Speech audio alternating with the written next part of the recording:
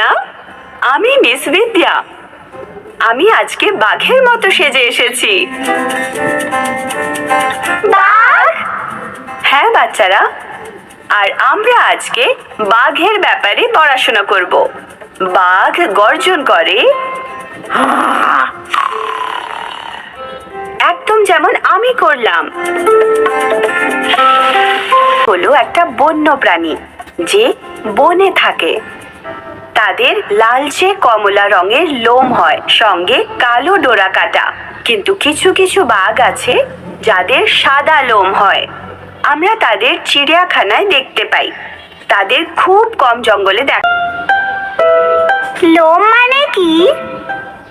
পশুদের শরীরে যে চুল থাকে তাদের লোম বলে, যেমন আমাদের শরীরেও আছে।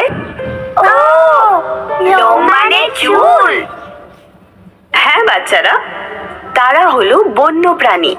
তার মানে তারা আমাদের সাথে বাড়িতে থাকতে পারবে না। তারা থাকে জঙ্গলের মধ্যে। বাচ্চারা, তোমরা কি জানো বাঘের বড় আর ধারালো দাঁত হয়? তারা অন্য পশুদের খায়। তাদের বড় আর ধারালো দাঁত পশু শিকার করার জন্য তাদের সাহায্য করে। আচ্ছা বাচ্চারা, কে কে সাঁতার কাটবে? বাহ, চলো বাচ্চারা, দেখো ঠিক তোমাদের মতোই বাঘও কিন্তু সাঁতার কাটতে ভালোবাসে। চলো আরেকবার মনে করে নি আমরা বাঘের ব্যাপারে কি কি জানলাম। বাঘের রং কি হয় বলো তো? কমলা আর সাদা লোম, তার সাথে কালো ডোরা কাটা। হ্যাঁ, খুব ভালো ঈশান। ঠিক আছে, বাঘেরা কোথায় থাকে? ঘরে নাকি জঙ্গলে? জঙ্গলে থাকে। খুব ভালো নায়রা, একদম ঠিক। বাঘের দাঁত কেমন হয় বলো? বড় আর ধারালো।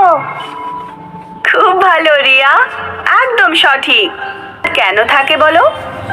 যাতে তারা অন্য পশুকে খুব সহজেই শিকার করতে পারে।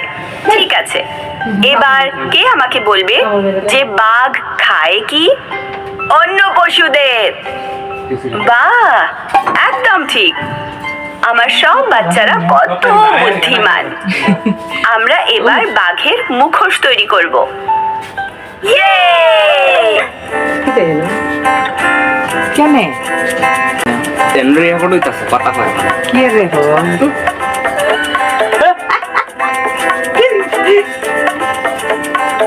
আর এবার কে আমাকে বলবে বাঘ কিভাবে গর্জন করে?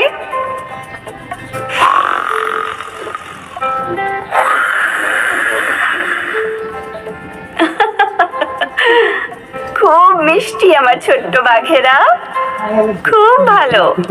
আমি খুব গর্বিত তোমাদের নিয়ে।